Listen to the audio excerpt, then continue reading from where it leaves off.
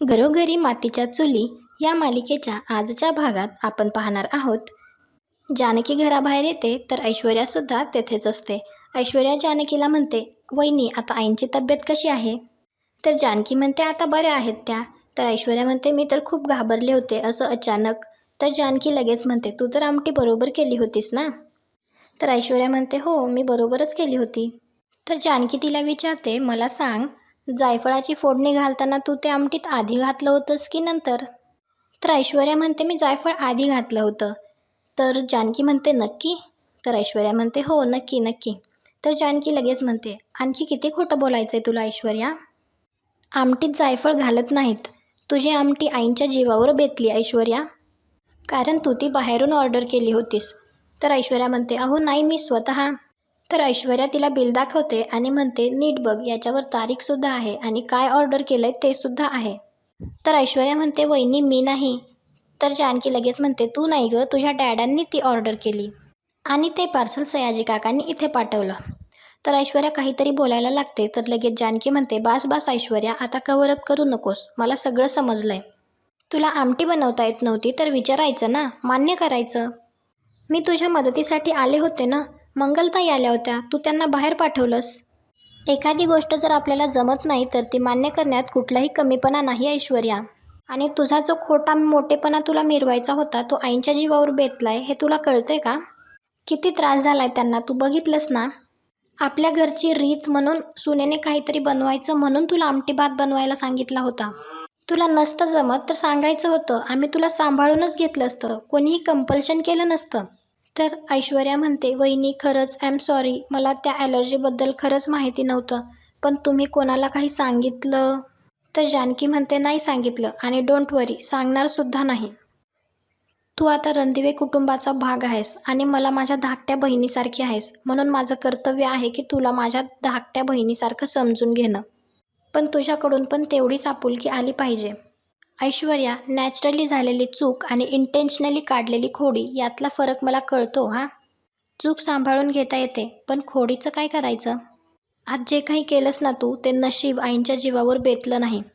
हे सगळं आजी झाडामागे लपून ऐकत असतात, पण त्यांना काही कळत नसतं, तर त्या स्वतःशीच म्हणतात, काय बोलतात ते काही कळत नाही. पण ऐश्वर्याला हाताशी धरून जानकीची खोड कायमची मोडता येईल. तर जानकी ऐश्वर्याला म्हणते, चांगुलपणा हा रणदिवेंचा चॉईस आहे आणि तो तुझाही असायला हवा.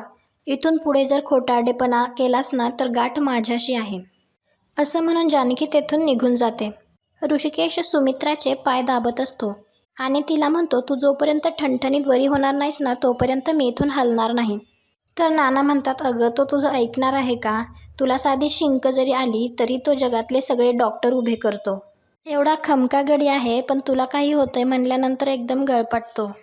तर सुमित्रा म्हणते, हो माझा लाडका लेक आहे तो. तेवढ्यातच जानकी तेथे येते आणि म्हणते, आणि मी? तर सुमित्रा म्हणते, पण आता पेशंट मी आहे ना, मग माझे लाड व्हायला पाहिजे ना? तर जानकी म्हणते, हो तर या पेशंटसाठी गरमागरम तांदळाची पेज आणली आहे, सध्या एवढेच लाड. तर सुमित्रा म्हणते, नाही गं माझी इच्छाच नाही खायची. तर जानकी म्हणते, खावंच लागेल, ते पण गुपचूप. तर सुमित्रा म्हणते, बघितलं ना, ओवीला जसा दम देते तशी दम देते ही मला. तर ऋषिकेश म्हणतो, आई तू ओवीच आहेस आमच्यासाठी आज, तर ऐकावंच लागेल. तुला आठवतंय ना आई, लहानपणी जेव्हा मी आजारी असायचो तेव्हा तू तुझ्या हातांनी मला भरवायचीस. आज मी माझ्या हातांनी तुला भरवणार आहे. ऋषिकेश सुमित्राला भरवतो. ऐश्वर्या रूममध्ये विचार करत बसलेली असते. ती विचार करते, पहिल्याच दिवशी पकडले गेले. ती जानकी दिसते तेवढी साधी सरळ नाहीये. तिला धडा शिकवावाच लागेल. ते बिल का राहिलं तिथे, अशी कशी चुकले मी? तेवढ्यातच आजी तिच्या रूममध्ये येते आणि तिला म्हणते, काय सांगत होती जानकी? शहाणपणा शिकवून गेली ना, म्हणूनच वैतागली आहेस ना? थोडं थोडं कानावर पडत होतं माझ्या. पण तुला जमत नव्हतं तर मला नाही का सांगायचं? मी शिकवलं असतं तुला, मी मदत केली असती. पण सुमित्राच्या अंगाशी तरी आलं नसतं ना गं. तर ऐश्वर्या म्हणते, आजी आय एम सॉरी, मला खरंच माहीत नव्हतं त्यांना असा त्रास होईल. आजी लगेच म्हणतात, अजूनही बऱ्याच गोष्टी करायच्या आहेत तुला. तर ऐश्वर्या म्हणते, म्हणजे? तर आजी म्हणतात, मी तुला वेळ आल्यानंतर सगळं सांगेन.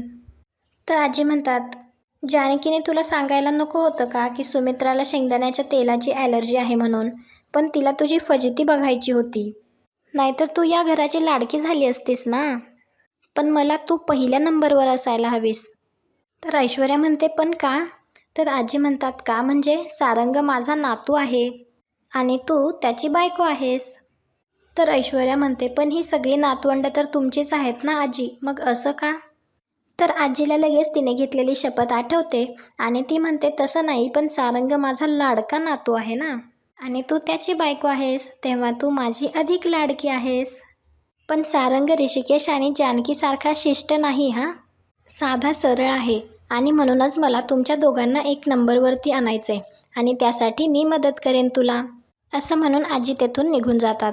ऐश्वर्या स्वतःशीच म्हणते मस्त आहे ही म्हातारी, चुटचुटीत आणि चंट.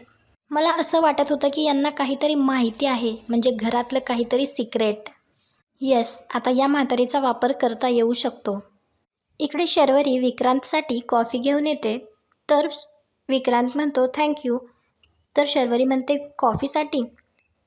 तर विक्रांत म्हणतो फक्त कॉफीसाठी नाही, मला आवडणारी कॉफी न सांगता आणून दिलीस, तुझा राग सोडून दिलास यासाठी. तर शर्वरी म्हणते मी मिटवलं ना आता विक्रांत, आले ना स्वतःहून, मग आता त्याच्यावर चर्चा नको. तर विक्रांत म्हणतो शरू आपण कॉफी शेअर करूयात. तर शर्वरी लगेच म्हणते मी कपात पिणार. तर विक्रांत ओके म्हणतो. ते दोघे कॉफी पीत पीतच गप्पा मारत असतात. त्यावेळी शर्वरी म्हणते मी तुझ्याबद्दल खूपच पॉझिटिव्ह आहे, त्यामुळे आपल्यात भांडणे होतात ना विक्रांत. तर विक्रांत म्हणतो हो ना, तुझंच कळालं तर मला बरं वाटलं. त्याचवेळी तेथे एक मुलगी येते.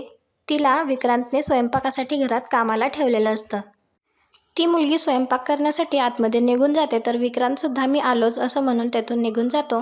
तर शर्वरी मनातल्या मनात विचार करते याने मला न सांगता परस्पर घरात कामासाठी बाईसुद्धा ठेवली, ती पण इतकी तरुण, आणि तिला घराची चावीसुद्धा दिली. इकडे ऐश्वर्याला जानकीचं बोलणं आठवत असतं. त्यावेळी ती म्हणते जानकीला वाटत असेल ती जिंकली आहे, पण मी सुद्धा ऐश्वर्या विखे पाटील आहे आणि मी एवढं लवकर हार नसते मानत. पण आधी सगळं बघून घेईन आणि डॅडा म्हणाल्यासारखं तोंडात साखर आणि डोक्यावर बर्फ ठेवून करेक्ट कार्यक्रम करून घेईन. त्यावेळी सारंग तेथे येतो आणि ऐश्वर्याला विचारतो तुम्ही ओके आहात ना, कारण आजच तुम्ही स्वयंपाक केला आणि आईला असं सगळं झालं, त्यामुळे मला वाटलं की तुम्ही टेन्शन घेतलं असेल. तर ऐश्वर्या म्हणते म्हणजे तुम्हाला असं वाटतंय का की मी स्वयंपाकात काहीतरी चूक केली आणि म्हणून आईंना असं झालं? तर सारंग म्हणतो नाही, उलट तुम्ही तसं वाटून घेऊ नका, हेच मला सांगायचं आहे. दुसरीच काहीतरी गडबड झाली असणार. काय गडबड झाली ती जानकी वहिनी नक्की शोधून काढतील. जानकी ऋषिकेशला सगळं खरं सांगते. तर ऋषिकेश म्हणतो म्हणजे तिने बाहेरून आमटी मागवली होती? तर जानकी म्हणते हो, मला बिल सापडलं, त्यावरच्या नंबरवर मी कॉल केला तेव्हा मला हे सगळं कळलं, नाहीतर मला कळलंच नसतं.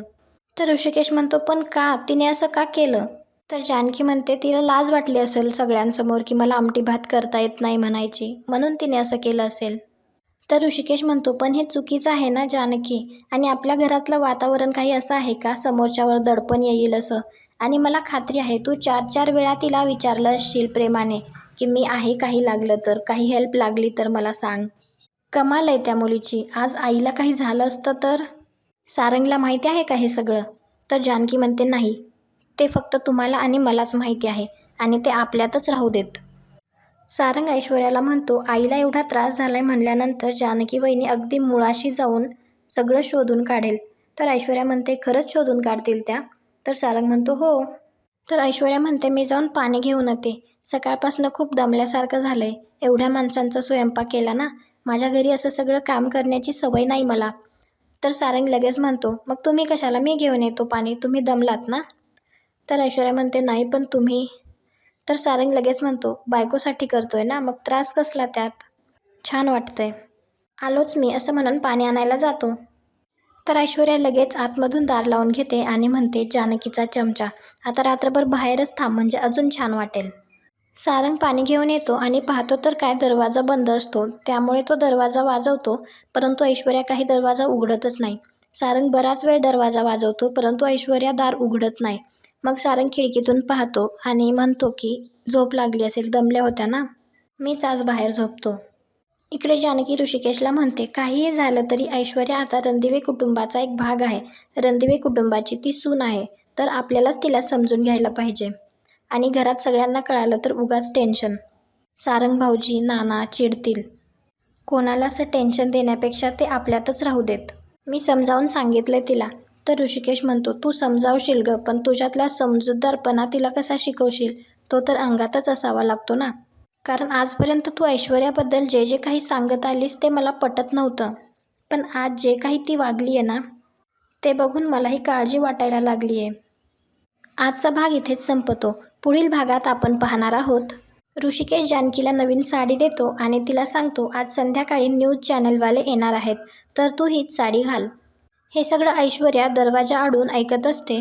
ऋषिकेश गेल्यानंतर ती रूममध्ये येते आणि म्हणते, अरे वा, ओवीला तर फारच ड्रॉइंगची आवड दिसते आणि तिथे असलेला कलर तो त्या साडीवर सांडते.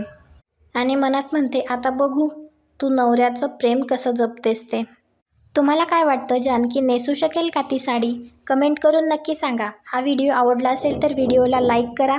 असेच नवनवीन भाग पाहण्यासाठी आपल्या चॅनलला सबस्क्राईब करा. भेटू उद्याच्या भागात.